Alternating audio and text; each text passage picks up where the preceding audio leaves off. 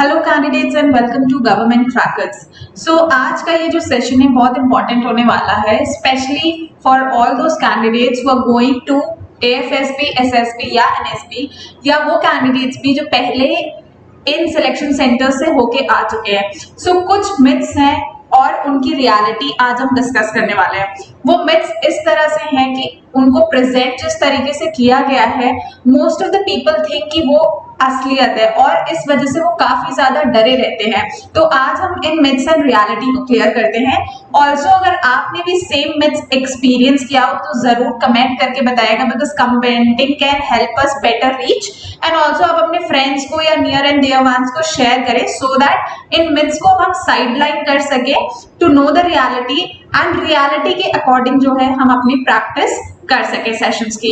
So if you like the information, definitely like and subscribe the video and share it also. So welcome to Government Crackers and let's start the session. सबसे पहले बात करते हैं about myth number 1. So the myth number 1 is Allahabad SSB is a rejection center and one must avoid going there.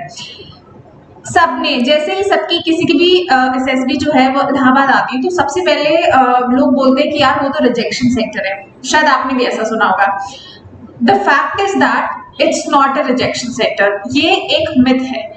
Reality यही है कि वो कोई रिजेक्शन सेंटर नहीं है। It is just that number of boards वहां पे ज्यादा है। तो आप एक छोटे से एग्जाम्पल के तौर पे उसको समझिए कि कोई एक ऐसा सेंटर जहां पे सिर्फ कम लोग आते हैं, तो वहां से अगर स्क्रीन आउट होंगे तो लिमिटेड नंबर ऑफ लोग होंगे। फॉर एग्जाम्पल एक सिलेक्शन सेंटर की जो कैपेसिटी है वो 25 है, तो 25 लोग आ रहे हैं जिसमें से 20 बाहर निकल जा रहे हैं।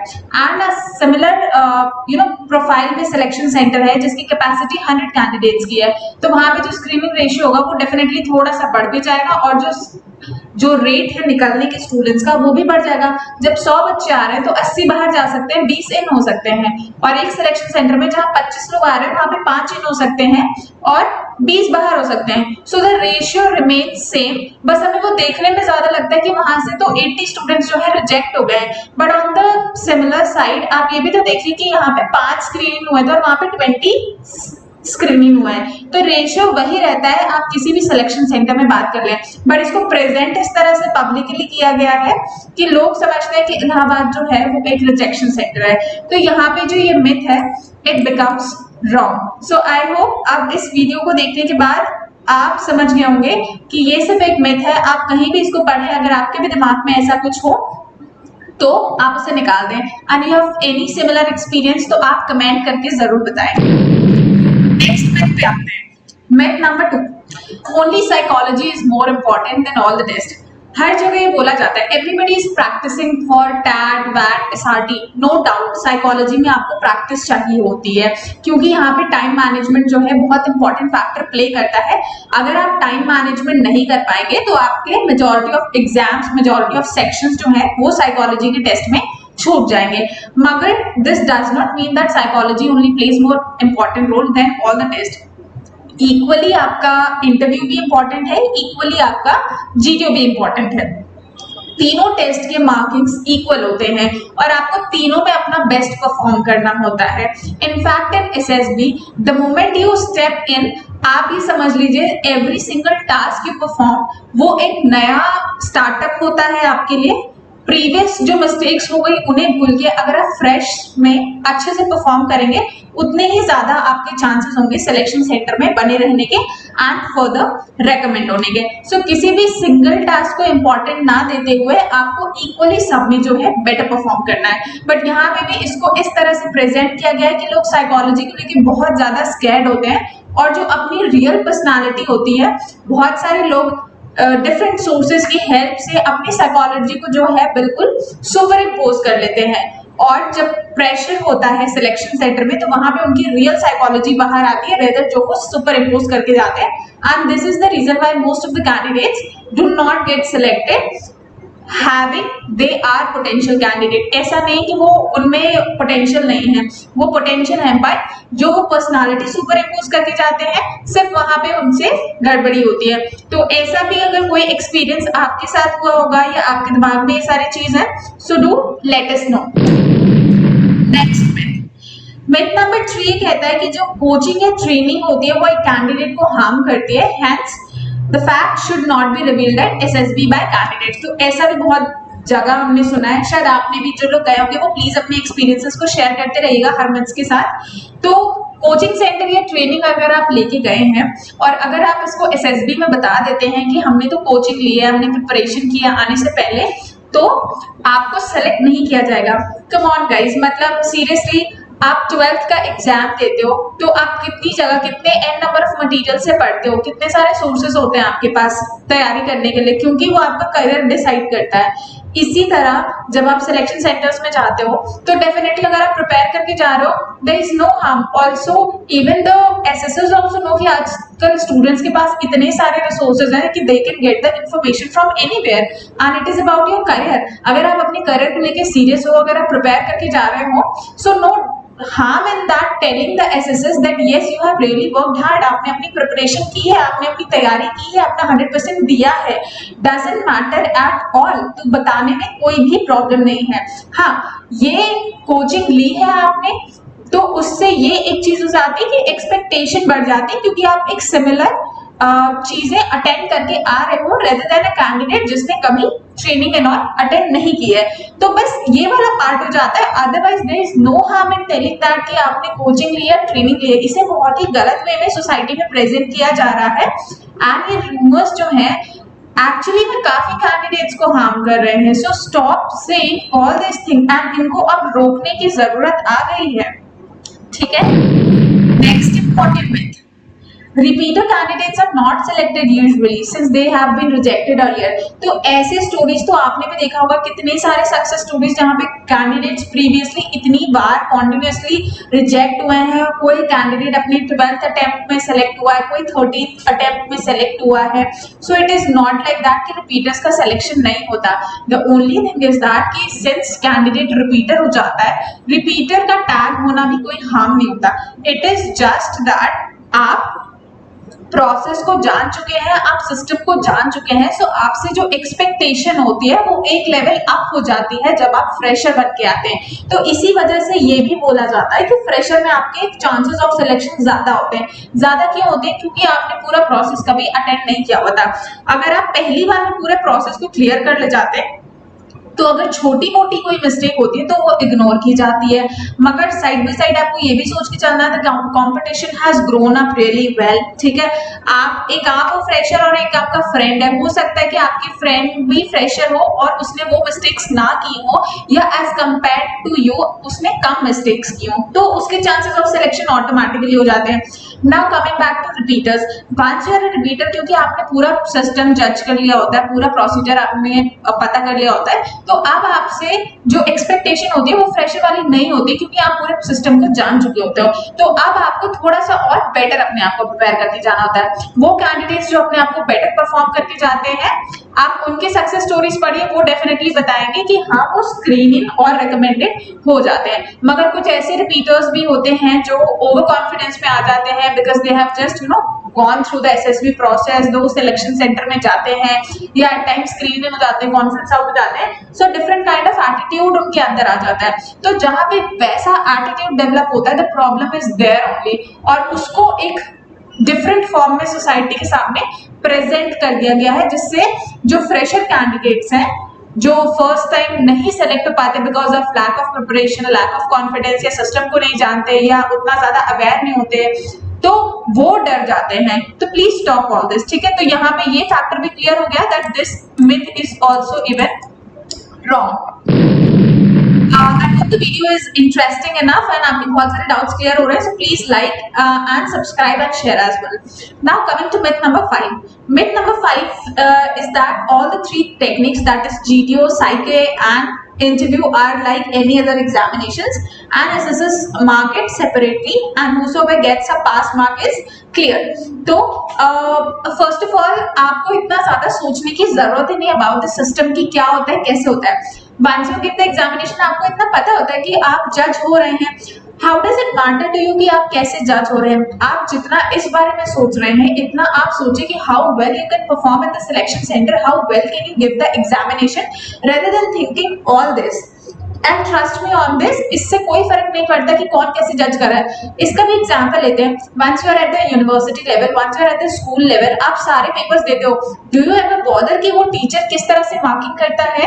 कोई टीचर स्ट्रिक्ट मार्किंग करता है, कोई टीचर लीनियंट मार्किंग करता है, बट कभी आप इतना ज्यादा उस पर एम्फोसाइज करते हो या उस अकॉर्डिंग प्रिपेयर करते हो कि वो टीचर स्ट्रिक्ट मार्किंग करता है तो आपको prepare like this, and the teacher वो लीनियंट मार्किंग करते तो I can write any blunder in the paper? ऐसा नहीं होता ना, आप एक सिमिलर पैटर्न में अपना एग्जाम देते हो। So what's the logic behind thinking all this कि आपका जीटीयू कैसे मार्क करेगा, साइट कैसे मार्क करेगा, इंटरव्यूइंग ऑफिसर कैसे मार्क करेगा? It let it be on the system. वो जैसे भी मार्क कर रहे हैं, they are doing it from severals of years, and आपको इसके बारे में सोचने की जरूरत नहीं है। So again this is a very blunder myth that is being spread among the people, and so let's stop over it. Rather you should prepare well for your examination. You should think that how better you can perform at the examination. Coming to next important myth.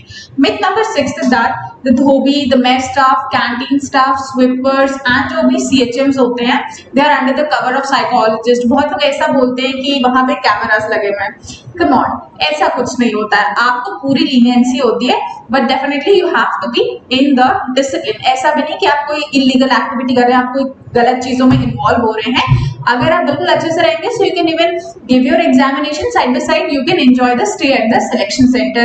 And जो लोग दे चुके हैं या जो नहीं भी गए हैं, once you'll be there at the selection center, trust me on this, you are going to enjoy the selection center. अगर आप अच्छे से रहेंगे, आपको पता भी नहीं चलेगा आपने अपना एग्जाम भी दिया, and you have enjoyed a lot. ठीक है, तो चाहे स्वीपर हो, चाहे आया हो, चाहे स्टाफ हो, चाहे CHM हो, but yes you have to be within your limits. आपको उनसे हद से ज्यादा engage नहीं होना है.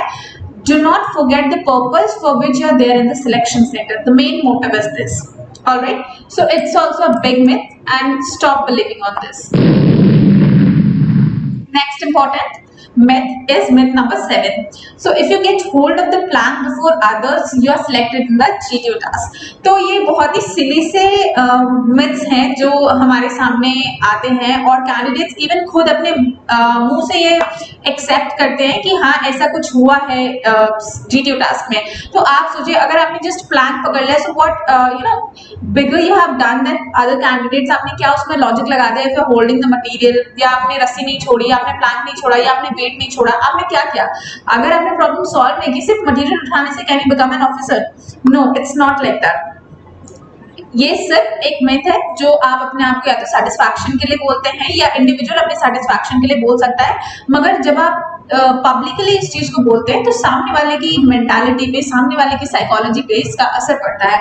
तो सामने वाला कैंडिडेट अगर कहीं पे भी फेल होता है तो उसके दिमाग में भी सिमिलर रीजन डेवलप होता है कि यार मेरे पार्टनर ने भी ये चीजें बोली थी, probably he might be right. और अभी चीजें इतनी बड़ी हो गई हैं, इनका इतना बड़ा सा चेन बन गया है दैट हर कोई इसको इतना बड़ा मत बना के बोलता है कि सिलेक्शन सेंटर में आपको जाके जीटीयू में आपको रस्सी नहीं छोड़नी है, जीटीयू में आपको वेट नहीं छोड़ना है, जीटीयू टास्क में आपको प्लान नहीं छोड़ना है, आपको लीडर बनना है।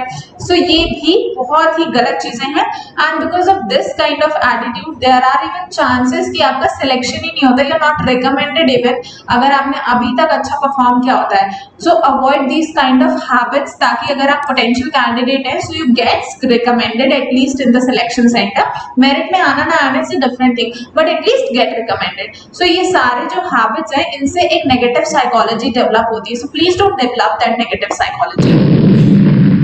Next important myth is army officers wards are given more preference. So जो सिविल बैकग्राउंड से कैंडिडेट्स होते हैं, या एक जनरल लेवल पे जो कैंडिडेट्स होते हैं, कभी कभी डिस्कशन होता है, and that is very normal. तो ऐसा होता है कि यार आर्मी ऑफिसर्स के वार्ड्स को प्रेफरेंस दी जाती है। Once you'll be there in the center, you can see कितने सारे आर्मी वार्ड्स के स्टूडेंट्स आते हैं और वो रिजेक्ट होते हैं। तो ऐसा नहीं है कि आप ऐसा कह सकते हैं कि आर्मी वार्ड्स के कैंडिडेट्स को प्रेफरेंस मिलती है। इट्स नॉट, ये भी एक बहुत बड़ा मिथ है। So please don't believe on this, the system is very much clear. और कितने सारे ऑफिसर्स हैं जो अपने स्टूडेंट, अपने वार्ड्स को जो है वो सिलेक्शन सेंटर में आर्मी ऑफिसर बनते हुए देखना चाहते हैं, बट उनके वार्ड्स में कुछ ना कुछ ऐसी चीजें होती हैं या क्वालिटीज नहीं होती हैं, because of which they are rejected from the selection centers। ठीक है, तो प्लीज इसे भी मत मानिए। The system is very much transparent. आप अपने आप पे बिलीव करिए एंड अपनी प्रिपरेशन पे ध्यान दीजिए। Myth number 9, AFSB Varanasi is a rejection centre like Allahabad and one must avoid going there. तो जैसे हमने इलाहाबाद के बारे में बात की, उसी तरह हम AFSB वाराणसी के बारे में भी बोलते हैं। यूजुअली जो एयरफोर्स वाले कैंडिडेट्स होते हैं, बिकॉज वाराणसी को वो इलाहाबाद से कंपेयर करते हैं, because these are one of the oldest selection centres. तो ऐसा बिल्कुल नहीं है, जैसे मैंने बताया, सिंस बीइंग द ओल्डेस्ट, और वो बोर्ड जो है वो ज्यादा कि उसकी कैपेबिलिटी जो है वो ज्यादा है as compare to the newer boards, तो इस वजह से उसे रिजेक्शन सेंटर का नाम दे दिया गया है। सो इट्स सिमिलर विद जैसे कि इलाहाबाद के बारे में हमने डिस्कस करा था। Myth number 10, SCS Bangalore recommends more candidates, so it's a kind of bullshit. It's not like that. अगर आप अच्छे से परफॉर्म करेंगे तो any selection centre, whether it is army, navy, air force, हर जगह आप रेकमेंड होंगे, because system is same, judging procedure is same. अगर आपके अंदर कैपेबिलिटीज होंगी तो आप इलाहाबाद से भी रिकमेंड हो जाएंगे और be recommended from Bengaluru also. ऐसा नहीं कि आप जाके, if it is like that, why don't you go and try कि आप साइकोलॉजी में बिल्कुल कुछ भी ना लिख के आए, leave your psychology paper blank, and because SSCS Bangalore recommends more candidates, तो आपको रिकमेंड कर देगा। या you attempt less number of questions in your examination, तो भी आपको पता चल जाएगा that whether it is true और नॉट। सो ये सारी जो है ये बहुत ही सिली रूमर्स हैं that is being spread amongst the candidates, so please avoid such kind of things.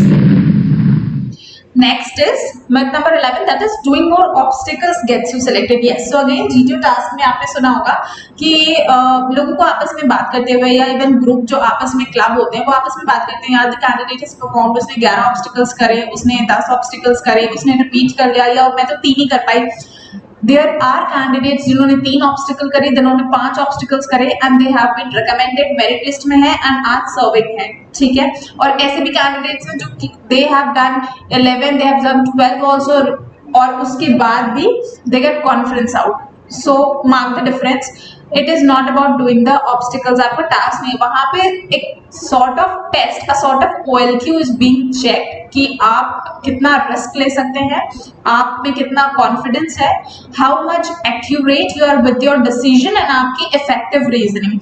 Other than that और कुछ नहीं चेक होता। Doing more number of obstacles, अगर ये बात होती तो हम किसी स्पोर्ट्स पर्सन को ले जाते, वो हम सबसे ज्यादा जो है ऑब्स्टिकल्स कर लेता, एंड ही शुड और she should be there in the army, but it is not like that, ठीक है।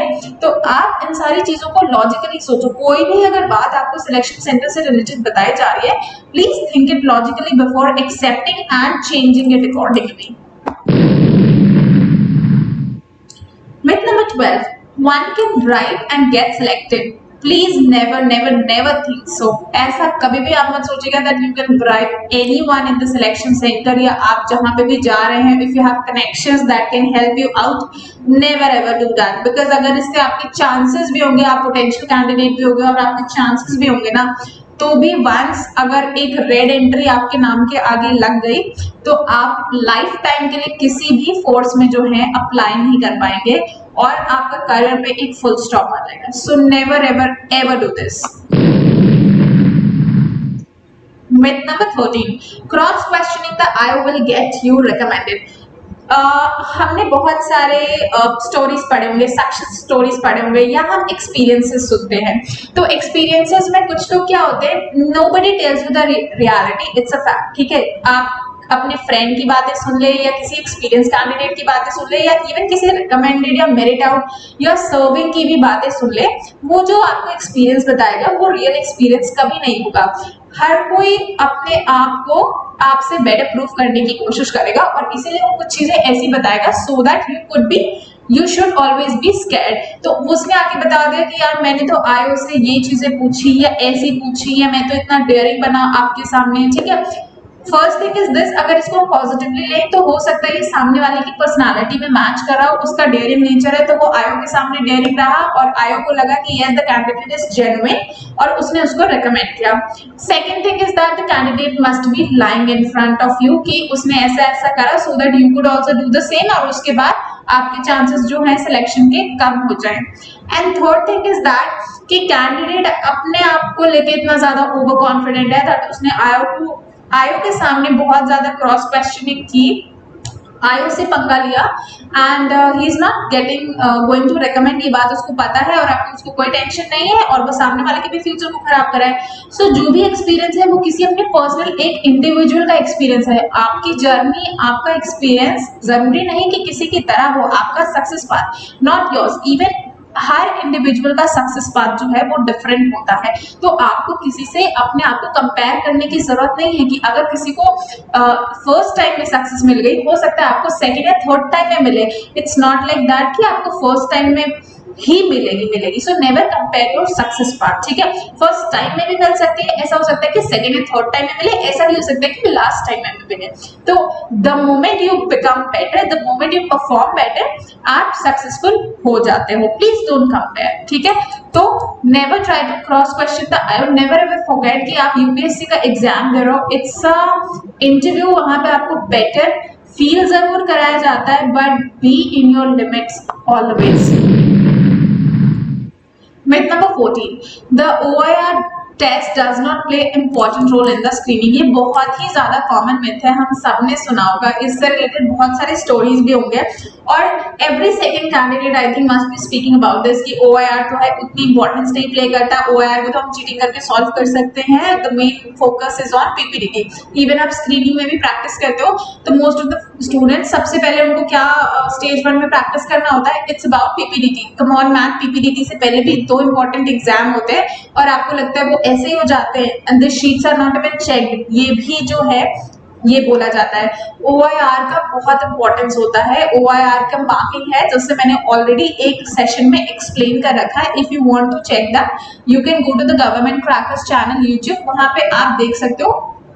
रिसेंट वीडियो में मैंने अपलोड किया है जहां पे मैंने स्क्रीनिंग टिप्स बताए हैं और वहां पे मैंने बताया कि किस तरह से OIR और आपकी PPDT की जो है वो मार्किंग होती है। So again it's a big blunder, big में कि OIR टेस्ट एग्जामिन नहीं होते, चेक नहीं होते and it does not play any role in the screening test. Okay, now myth number 15, writing preconceived stories overflowing with OLQs with clear room in the psychology test। So ये usually होता है। Now this is a negative point जो अक्सर होता है in the institutes, like candidates जो बोलते हैं ना कि हम कोचिंग, हमने ट्रेनिंग लिया है, तो is it going to harm you that? Now coaching centers and institutes, not taking the name, but yes most of them, उनकी strategy ये होती है कि वो आपको अपने स्टोरीज में क्या होते हैं OLQs लिखवाते हैं ना। OLQs do help you at a time, but अब सिमिलर स्टोरी तो नहीं हो सकती जो आपने ट्रेनिंग इंस्टीट्यूट में देखी या किसी भी इंस्टीट्यूट में देखी हो या किसी बुक में देखी हो और वो सेम पिक्चर आपको सिलेक्शन सेंटर में डिस्प्ले कराई गई हो।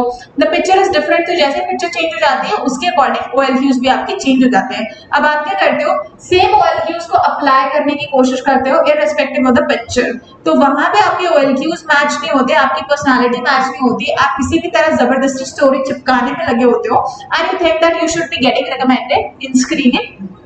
How is that possible? कोई लॉजिक ही नहीं है and this is the reason of why most of the candidates get screened out. तो प्री कंसीव्ड स्टोरीज और OLQs भरना अपनी स्टोरी में is very very bad idea, I must say. आप अपने थॉट्स को प्रेजेंट करेंगे, that will be more good and आपके चांसेस ऑफ सिलेक्शन जो है वो काफी ज्यादा इससे इंक्रीज हो जाएंगे, बिकॉज टाइम इतना ज्यादा प्रेशर होने वाला है कि आपकी रियल साइकोलॉजी जो है वो बाहर आने वाली है। Myth number 16 is that having more certificates will get you selected.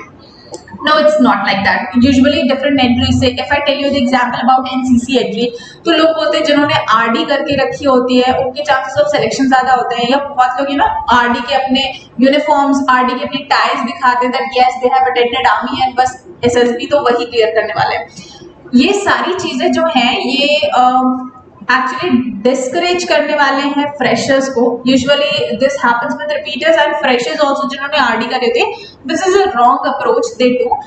Once you are there in the selection centre आप नील जीरो हो। रिकमेंडेड एक मेरिट कैंडिडेट जो आता है, क्योंकि वो भी तो मेरिट आउट होने के बाद आप ही के साथ बैठ रहा है ना स्क्रीनिंग का एग्जाम देने। ऐसा तो है नहीं कि उसे कोई स्पेशल प्रिविलेज मिला हुआ है कि उसे एग्जाम 1 नहीं देना, उसे सीधे साइकोलॉजी टेस्ट देनी है। वो आपके साथ अगर बैठ रहा है, फिर से स्क्रीनिंग टेस्ट दे रहा है, फिर से सारी चीजें क्वालिफाई करके जा रहा है, सो वो दोबारा से जीरो हुआ आपके सामने। तो डजंट मैटर कि सर्टिफिकेट्स उसके पास कितने ज्यादा हैं या किसी के पास कम है, ग्राउंड जीरो पे हम सब हैं, जो अच्छे से परफॉर्म करेगा वो सेलेक्ट होगा। एंड सर्टिफिकेट्स जब थे तब थे, आप प्रेजेंटली क्या हो एंड कुछ टाइम बाद फ्यूचर में क्या हो गए वो ज्यादा मैटर करने वाला है, ठीक है। So again it's a myth. Next example, you need to prepare lots of current affairs for SSB.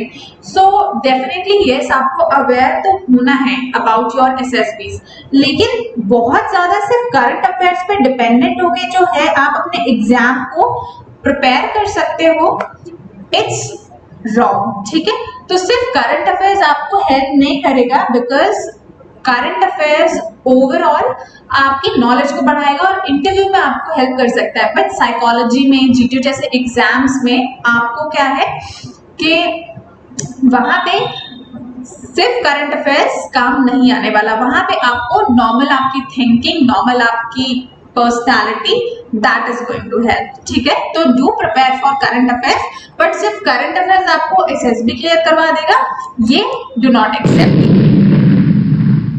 Next, being called multiple times in command task will get you selected. तो इन कमांड टास्क ये जो बताया गया है कि command task में हमने सुना है कि यार उसे तो इतनी बार बुलाया है, और इसी वजह से क्या होता है कि आपस में लोग एक दूसरे को नहीं बुलाते, या किसी ने अगर बहुत अच्छा अपना टास्क परफॉर्म कर लिया तो उसको नहीं बुलाते हैं, या अगर आपस में ग्रुप में कभी लड़ाई झगड़े हो गए तो जानबूझ के किसी एक इंडिविजुअल को नहीं बुलाया जाता है। तो बिल्कुल भी डिस्करेज ना हो, ऐसा नहीं है कि अगर आपको बुलाया नहीं गया हो तो आपका सिलेक्शन नहीं होगा, या जिसको एक बार बुला लिया गया हो उसका सिलेक्शन तय है। ऐसे बहुत सारे कैंडिडेट्स हैं जिन्हें पूरे ग्रुप ने बुलाया है, and the even GTU understands कि भाई इस बंदे ने कोई ना कोई गेम खेली होगी, ठीक है, क्योंकि वो इतने सारे कैंडिडेट्स को जज कर रहा है, इतनी सारी एंट्रीज में जज कर रहा है। और एक ऐसा कैंडिडेट जिसके पास टेक्निक है, सब कुछ है, उसे आप बिल्कुल नहीं बुला रहे हो, पूरा का पूरा ग्रुप इग्नोर कर रहा है, तो आप ऑलरेडी कैंडिडेट को हाईलाइट कर दे रहे हो कि यार वो तो हमारे ग्रुप से अलग ही है। तो अगर आप इतना सोच सकते हो तो the person who is assessing, और ये जो बंदा 20 साल से सेम चीज में इन्वॉल्व है, क्या वो जज नहीं कर पाएगा? तो एक कैंडिडेट के करने से कोई फर्क नहीं पड़ने वाला। मैंने वही बोला, it is let it be on the judgement, the judgement is completely fair, and never ever forget the person who are assessing you, वो पता नहीं कितने कैंडिडेट्स को जज कर चुके हैं, ठीक है। तो आपकी कोई भी स्मार्टनेस जो है वो वहां पे काम नहीं आने वाली। सो डजंट मैटर कि आपको एक बार बुलाया गया हो, 2 बार बुलाया गया हो, या बुलाया ही ना गया हो, अगर आपने अच्छा परफॉर्म करा है तो आप सिलेक्टेड होंगे। Next, the most influential candidate of the group will get selected. तो ऐसा होता है कि पीपीडीटी में जिसने स्टोरी कंक्लूड कर ली, या जीपीई में जिसने स्टोरी बता दी, उस कैंडिडेट का सिलेक्शन होना कंफर्म है, ऐसा नहीं है। अगेन वहां पे सिर्फ एक अपॉर्चुनिटी दी जाती है कि somebody in the group nominated by the group can conclude the story, but doesn't matter कि एक कैंडिडेट में सिर्फ एक OLQ हो, अगर the candidate is only influential, लेकिन उसके अलावा बाकी OLQs ना हो, इट्स अबाउट 15 OLQs, ठीक है। तो अगर आप में सिर्फ एक OLQ हो और बाकी OLQs ना हो तो आपका सिलेक्शन होगा, ये भी एक गलत मिथ है, ठीक है। तो यहाँ पे इट्स अ चांस गिवन, अगर आप नॉमिनेट हुए वेल एंड गुड, आप प्रोसीड करो, अगर आपको अपॉर्चुनिटी नहीं मिली तो आगे आप बाकियों में कहीं पे अपनी influencing property you can show it in your TAT, in your psychology, in your वैट, इन योर एसआरटीज, इतने सारे तो अपॉर्चुनिटीज मिलते हैं आपको दिखाने के लिए। एक में नहीं दिखा पाए कोई बात नहीं, बट प्रोबेबली आपने और कोई दूसरे ऑलक्यूज दिखाए, ठीक है। Next myth, clearing SSB means becoming officer. No, it's not. There are certain stages, ठीक है, आपकी जर्नी के बहुत सारे स्टेजेस होते हैं। तो after this stage SSB clear करने के बाद आपको मेडिकल्स देना होता है। मेडिकल्स के बाद अगर आप मेडिकल्स क्लियर करते हो फिर आपको मेरिट में जाना होता है। मेरिट जब आप क्लियर कराते हो, मेरिट इन हो जाते हो, you have to go in the academy. Academy में आप अपना टाइम काटते हो, अपनी ट्रेनिंग करते हो ना। एकेडमी में आपने वो सुना होगा अंतिम पद, जब तक वहां पे आप नहीं पहुंचते हो, वो स्टेप आप नहीं ले लेते हो, तब तक you can not say that you have become an officer.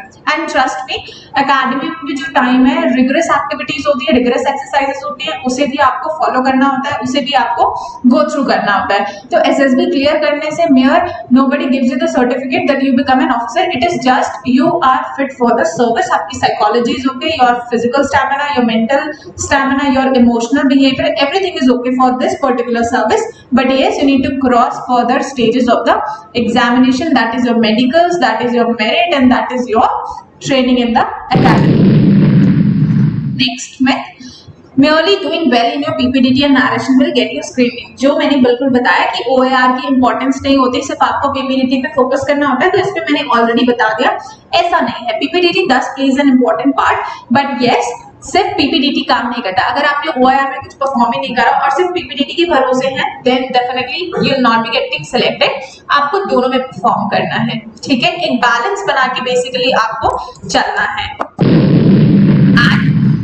Next में, if you spend more time in your conference you will get in. ये लास्ट में सबसे ज्यादा होता है और हम सब एक दूसरे के कॉन्फ्रेंस का टाइम नोट कर रहे होते हैं, ठीक है, ये जो रिपीटेड हमके साथ भी होगा। तो ऐसा होता है कि कोई देर से कॉन्फ्रेंस में निकला या कोई जल्दी से निकल जाता है, तो हम सोचते हैं यार जो जल्दी से निकल गया उसका तो नहीं होने वाला, जो बैठा हुआ है काफी देर तक टाइम स्पेंड कर रहा है उसका सिलेक्शन हो जाएगा। तो ऐसा नहीं होता, but yes often at times कभी कभी डिलेमा होता है, यानी वो बॉर्डर केस होते हैं जो कैंडिडेट्स का टाइम लगता है, तो वहां पे उनसे कुछ क्वेश्चन क्रॉस क्वेश्चनिंग चेक की जाती है जस्ट टू क्रॉस रेक्टिफाई कि अगर कहीं कोई मिस्टेक हुई है प्रोबेबली फ्रॉम द एसेसर्स, तो वो सॉर्ट आउट हो जाए। तो एक लास्ट मौका कैंडिडेट को जरूर दिया जाता है। बाकी जो जल्दी निकल जाता है probably that might be a short case कि यस इसका तो सिलेक्शन होना ही होना है, या जरूरी नहीं जो जल्दी निकल जाता हो वो शॉर्ट केस हो, तो that candidate recommended, not rejected candidate also, ठीक है। तो वही मैंने बोला कि we apply lot of brain on all this कि what is system doing rather than हमें सिर्फ how well we are prepared, how well we can perform, इस पे फोकस करना चाहिए। So all these were the myths and आपको लगा होगा कि हाँ ये कुछ ना कुछ रियलिटी है, आपने ऐसा कहीं ना कहीं सुना होगा। So do tell me your experiences, also comment and share your experiences and do like and subscribe the channel and share your knowledge। So what to do now? अब इतने myths हमने सुन लिए, तो what to do now?